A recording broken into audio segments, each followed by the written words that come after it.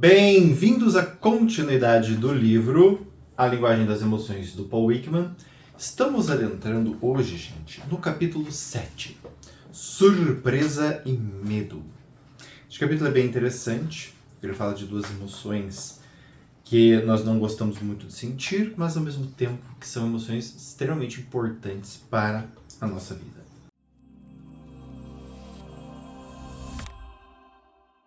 Surpresa é a mais breve de todas as emoções. Dura no máximo alguns poucos segundos. Logo a surpresa passa enquanto entendemos o que está acontecendo.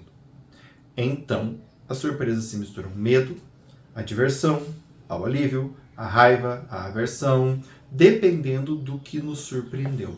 Então, aqui é importante entender a respeito da surpresa. A surpresa, ela é uma emoção que aparece justamente porque nós somos deparados com um estímulo que a gente ainda não sabe exatamente identificar. É bom? É ruim? Devo chorar? Me desesperar? Ficar alegre? Ficar aliviado? Qual é a surpresa que está vindo? Não temos muito tempo para mobilizar os esforços deliberadamente, a fim de controlar nosso comportamento em caso de surpresa. Isso raramente é um problema, a menos que estejamos em uma situação na qual não devemos ficar surpresos. Por exemplo, se alegarmos saber tudo a respeito de um assunto e reagirmos com surpresa quando uma característica é revelada subitamente. Significa que estávamos alegando saber mais do que realmente sabíamos. Então, sabe aquela famosa te peguei? É sobre isso que ele está falando. Mas, geralmente, quando nós somos pegos de surpresa, é porque a situação, de fato, é uma situação que a gente não tinha como se defender, a gente não tinha como saber. Então, isso acaba não sendo um problema. Alguns estudiosos da emoção não consideram a surpresa uma emoção, pois afirmam que ela não é positiva ou negativa. Alegam que todas as emoções devem ser assim. Eu discordo. E eu concordo com o autor aqui nisso. Considero que a surpresa significa uma emoção para a maioria das pessoas. Naquele momento, antes de descobrirmos o que está acontecendo, a emoção da surpresa pode ser agradável ou não. Minha dúvida se a surpresa é uma emoção vem do fato de que seu timing é fixo. Outro motivo para questionar... Estou lendo nota de rodapé, tá? Outro motivo para questionar se a surpresa é uma emoção é o meu insucesso, como descrito no capítulo 1, de descobrir se os nativos de Nova Guiné que estudei conseguiam distingui-la do medo. Quando contei a eles a história sobre o medo, eles tenderam a selecionar tanto a fotografia associada ao medo como associada à surpresa. Quando contei a eles a história da surpresa, eles selecionaram a face associada à surpresa com muito mais frequência do que as outras. Em outro estudo, contamos as histórias e pedimos para que eles posarem as emoções. Depois mostramos essas poses para universitários norte-americanos. Eles identificaram as expressões da raiva, aversão, tristeza e felicidade. Mas quando mostramos a pose do medo ou de surpresa nos nativos, eles tenderam a designá-las da mesma forma, como medo ou surpresa. Não consigo realmente explicar por que isso aconteceu. Então, o que o autor está falando aqui? Que ele está considerando a emoção da surpresa, porém, existem dúvidas em relação a isso. Tá? Como eu sempre falo, gosto de trazer isso para vocês raciocinarem sobre o que são as emoções. Muito bem. Ainda a respeito do timing. O timing não é fixo em nenhuma emoção. Tá? Então isso daqui é extremamente importante. O timing é o tempo de reação da emoção. Na surpresa, esse timing é fixo. Nas outras emoções, não. Então isso daqui é uma coisa que, será que surpresa é uma emoção ou será que é só uma reação? Isso é muito importante de distinguir. O espanto difere da surpresa de 3 maneiras. Primeiro, o timing do espanto é ainda mais limitado do que o da surpresa. A expressão é sempre evidente em 1/4 de segundo e acaba em meio segundo. É tão rápido que se você piscar os olhos, não verá o espanto da pessoa. O timing não é fixo em nenhuma emoção. Segundo, ao perceber que o espanto logo virá por causa de um barulho muito alto, a magnitude da reação fica reduzida, mas não inexistente. Você não consegue ficar surpreso sabendo o que vai acontecer. Terceiro, ninguém é capaz de inibir a reação de espanto. mesmo sendo avisado a respeito do momento exato em que o barulho ocorrerá. Existe a emoção da surpresa ou a surpresa é um espanto? Eu posso ficar espantado, alguém me fala que vai vir um barulho, tá, fico esperando, mas quando o barulho vem eu ainda, né? Na surpresa, não, porque não é mais uma surpresa. Entendem a diferença? Então, aqui ele está falando a respeito da diferença da surpresa para o espanto como uma forma de mostrar que ele considera a surpresa uma emoção e o espanto sim uma reação. Tá? O que vocês acham?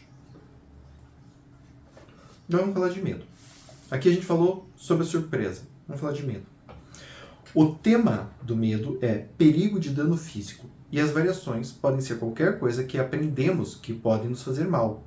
Ameaças, por exemplo, físicas ou psicológicas.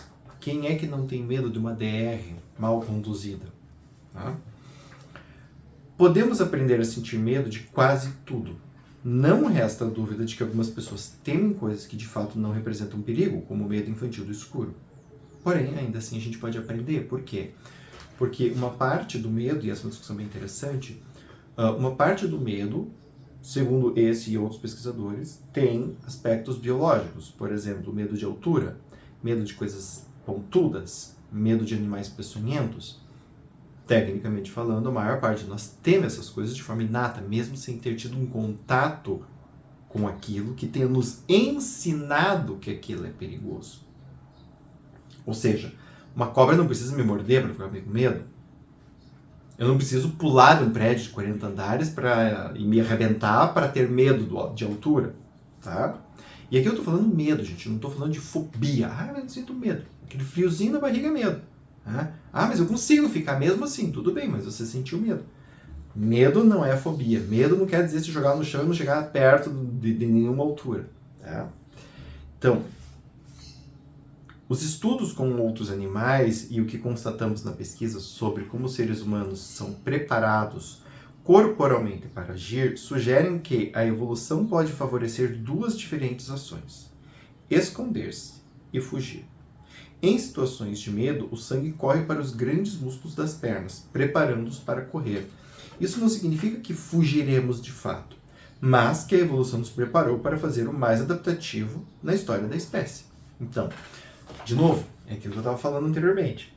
Eu estou preparado para fugir. Não necessariamente eu vou, porque eu posso parar, fazer uma avaliação e achar que é melhor ficar quieto. Ou que ainda não é hora de correr, mas eu estou preparado para isso. Isso é extremamente importante de entendermos. Se não ficarmos paralisados ou fugirmos, a outra reação mais provável é ter raiva, por exemplo, de uma pessoa que nos ameaçou. Então, eu fujo, eu paraliso ou eu ataco. Geralmente o ataque, no caso do sentimento de medo, ele vai ser assim, a última alternativa. Que nem, por exemplo, encurralar cachorro no canto. Encurrala, daqui a pouco o bicho ataca. Porque não tem mais nenhuma alternativa. Ou ele fica lá, vira a barriga para cima e morre, ou ele te ataca. E geralmente as pessoas preferem atacar. Algo muito interessante acontece quando somos capazes de enfrentar uma ameaça imediata e grave, que é a situação vivenciada pelas pessoas na carroceria. Aqui ele está falando da carroceria, gente, de uma foto que tem aqui no livro, por isso que eu falo para vocês lerem esse livro, porque ele é cheio de fotos. Tem uma carroceria, assim, de um caminhão cheio, apinhado de gente, caindo. E aí tem a foto, bem desse momento, as expressões das várias pessoas, uns se arrebentando, outros pulando, se safando, motorista e tal. Então ele está falando sobre isso. As sensações e os pensamentos desagradáveis que caracterizam o medo podem não ser vivenciados, mas a consciência pode se concentrar na tarefa enfrentando a ameaça. Ou seja, estou na carroceria do caminhão, o caminhão começa a cair. Eu estava sentado na borda, o caminhão está caindo na minha borda, eu não tenho o que fazer. Eu vou ficar com muito medo. Eu estava de pé num outro canto, eu consigo, eu tenho a possibilidade de me safar. Eu sinto menos medo. Entende? É isso que ele está falando aqui. Então, a capacidade de enfrentar a ameaça muda muito a nossa sensação. No caso da ansiedade, por exemplo, um evento futuro negativo que eu sei lidar e que eu domino o como lidar com esse evento, não me causa problema, não me causa ansiedade. Por exemplo, eu estou dentro de casa, estou vendo que está chovendo, eu tenho que ir no mercado. Eu tenho galocha, eu tenho capa de chuva, eu tenho guarda-chuva. Botei isso daqui, não me causa ansiedade. Estou no meio da rua. Preciso ir no banco e depois preciso ir em outro lugar e depois em outro lugar para depois ir numa reunião, começa a chover, eu não estou com nenhum guarda-chuva. Eu começo a ficar preocupado. Estou dando um exemplo bem bobo, mas é para entender isto. Quando a gente tem formas de lidar, a gente sente menos medo, a gente sente menos o medo. Por quê? Porque a gente pode lidar com a situação de perigo que está diante de nós. Quando não podemos fazer nada, tendemos a vivenciar o medo mais opressivo. Mas isso é raro em situações nas quais estamos concentrados em lidar com a ameaça imediata. A pesquisa recente descobriu 3 diferenciações possíveis do medo, dependendo se a ameaça é imediata ou iminente. Nota de rodapé, alguns pesquisadores utilizam a palavra ansiedade para se referir à reação a uma ameaça iminente, a um traço de personalidade ou a um distúrbio emocional, mas eu reservo a palavra ansiedade para descrever um estado de ânimo. Aqui ele está dando uma noção sobre como ele lida com isso daqui. Primeiro, as ameaças diferem. Primeiro, as ameaças diferentes resultam em comportamentos diversos. Em geral, a ameaça imediata conduz à ação, paralisia ou fuga, que reage a ela. Enquanto o receio conduz a uma vigilância atenta e tensão muscular. Segundo, a reação a uma ameaça imediata é muitas vezes analgésica, reduzindo sensações de dor, enquanto o receio em relação a uma ameaça iminente aumenta a dor. É, por fim, plausível sugerir que uma ameaça imediata e uma iminente envolvem áreas diferentes de atividade cerebral. Tá? Então aqui a gente sempre precisa organizar a atividade que a gente tem medo em 3 fatores. Intensidade, quão grave é o perigo, timing, a ameaça é imediata ou é iminente, e enfrentamento. Há algo a fazer que eu possa reduzir ou eliminar a ameaça? Todas essas perguntas elas vão ser cruciais em relação ao tamanho do medo que eu vou sentir, ao efeito desse medo em mim e como eu vou lidar com a situação. E como, obviamente, lidar com a situação vai refletir no meu estado de humor. Então a gente sempre precisa levar isso em consideração, esses aspectos aqui em consideração. Os sinais de nosso pânico deveriam motivar outras pessoas a nos ajudar ou tranquilizar. O âmago do medo é a possibilidade de dor física ou psicológica, mas ela em si não é considerada uma emoção por alguns pesquisadores. Né? Então, a dor é diferente do sentimento. Uma coisa é dor. Por quê? Porque eu posso... E isso é muito interessante, inclusive, hoje em dia tem bastante pesquisas da neurociência mesmo, a respeito de mindfulness e como que isso interfere na relação com a dor. Hoje nós sabemos que existe a dor, ou seja, eu corto, né, a minha mão, receptores aqui vão informar o meu cérebro que houve um dano, uma lesão real a esta região. E este dano é o que a gente entende como dor. Aí é claro, tem vários tipos de dor, a dor de um corte, a dor de uma queimadura, a dor de uma pressão. Mas tudo isso é registrado por quê? Porque causa uma lesão. O sentimento sobre esta dor é diferente da dor em si. Tá? Então, muitas pessoas, quando fazem prática de mindfulness e outros tipos de exercícios, aprendem a fazer essa diferenciação da dor para a sensação da dor. Você também pode praticar isso com relação ao frio e ao calor. Tomar um banho frio. Eu posso prestar atenção na sensação de frio e separar a sensação de frio do meu sentimento em relação a essa sensação. E isso faz toda a diferença no como a gente reage e até mesmo na quantidade de dano que a gente acaba sentindo. Né? Que é o que algumas pessoas falam, sentir a dor real. Dói, dói. Mas qual é a dor real? A dor da dor. E não a dor do que eu sinto enquanto dor. Anteriormente, ao discutirmos a surpresa, afirmei que algumas pessoas gostam de ser surpreendidas. Cada uma das chamadas emoções negativas pode ser positiva no sentido de que algumas pessoas gostam de vivenciá-las. Por isso, acho equivocado dividir as emoções em positivas e negativas, como fazem muitos teóricos. E eu concordo, né, aqui com o autor Paul Ekman nesse sentido. Eu também não gosto muito dessa classificação, porque ela traz um peso moral. Aí algumas emoções são ruins, são do mal, e outras emoções são do bem. E quando você começa a estudar as emoções um pouco mais profundamente, você vê que não tem emoção que é do bem ou do mal. Tem emoções, e todas elas servem as mesmas funções, de uma forma geral. Reorganizar o nosso equilíbrio homeostático. É isso. Na realidade, algumas pessoas parecem gostar de sentir medo. Os romances e filmes que assustam são muito apreciados. Sentei em cinemas desviando o olhar da tela para reparar nas plateias e percebi a inquietação, às vezes até pânico, junto com satisfação. Isso é bem coisa de psicólogo, né? Vai no filme para ver como as pessoas estão reagindo. E é isso, é verdade. Tem gente que adora um filme que causa susto. Esse filme não me assustou muito, não gostei. Queria um filme que me deixasse mais com medo. Podemos afirmar que essas pessoas não estão realmente em perigo e que sabem que não sofrerão danos. Mas aos que vão além, que procuram experiências amedrontadoras, que gostam de arriscar a própria vida nos esportes, por exemplo, que praticam. Não sei se elas apreciam o medo, o entusiasmo associado a assumir tais riscos, ou o alívio e o orgulho depois de concluído o feito, ou talvez um misto disso tudo. Isso é um adendo meu. Também há pessoas que são exatamente o oposto, para quem os sentimentos de medo são tão tóxicos que elas tomam iniciativas extremas para evitar senti-los. Para cada emoção, há pessoas que gostam de vivenciar as emoções e pessoas opostas que não as toleram. E de novo, por isso que é tão difícil, mais difícil ainda falar se é positivo ou se é negativo.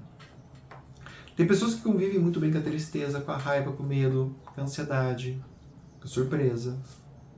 E tem pessoas que, sentem um pingo e, se destroem. Para algumas, essa emoção vai ser muito deletéria, para outras, nem tanto. Então, a gente sempre precisa entender essa relatividade. Assim como o estado de ânimo melancólico, a personalidade melancólica e a depressão referente à tristeza e angústia, e o estado irritadiço, a personalidade hostil, e a violência patológica referente à raiva, o medo apresenta estados de ânimo ansiosos, personalidades tímidas e envergonhadas, e diversos distúrbios, como os descritos abaixo. Por exemplo, timidez excessiva. Jeremy Kagan, um importante pesquisador, sugere que os pais, em geral, reconhecem 3 traços diferentes relacionados ao medo. Chamam de envergonhada as crianças que evitam pessoas, tímidas as que evitam situações desconhecidas e de melindrosas as que evitam alimentos desconhecidos, as nojentinhas. Há diversos distúrbios emocionais em que o medo desempenha um papel importante. As fobias são os transtornos mais evidentes e talvez os mais conhecidos. Elas se caracterizam pelo medo de eventos ou situações interpessoais. Morte, ferimento, doenças, sangue, animais, situações como multidões, espaços fechados. O transtorno de estresse pós-traumático, TEPT, é resultado de uma experiência de perigo extremo, seguida de uma persistente reexperiência e negação aos eventos associados ao trauma. Em geral, o TEPT é acompanhado de dificuldade de sono e concentração e também de acessos de raiva. Os insistentes ataques de pânico são outro distúrbio que envolve inquietação ou pavor. Frequentemente aparecem sem motivo e podem ser incapacitantes. A ansiedade patológica é outro transtorno emocional que difere dos estados ansiosos normais por ser mais recorrente, persistente e intenso, interferindo em tarefas básicas como trabalho e descanso. Tá? Então, aquilo que está falando a respeito de transtornos que envolvem o sentimento do medo. Tá? Não é que o medo é a causa desses transtornos, mas nesses transtornos nós temos uma presença do sentimento de medo muito grande. Tá? Inclusive, o TEPT, para quem não sabe, ele é entendido como um transtorno relativo à memória, justamente por a pessoa ter memórias invasivas, intrusivas. Então, o tratamento é um tanto diferente até de uma fobia. Tá? Muito bem. Gente, esse é o nosso apanhado geral a respeito da emoção do medo. Nos próximos vídeos, nós vamos ver um pouquinho mais a respeito de como identificar o medo, como reagir ao medo e a expressão do medo nas nossas faces. Tá bom? Vejo vocês nos próximos vídeos. Um beijo grande e até a próxima. Tchau, tchau.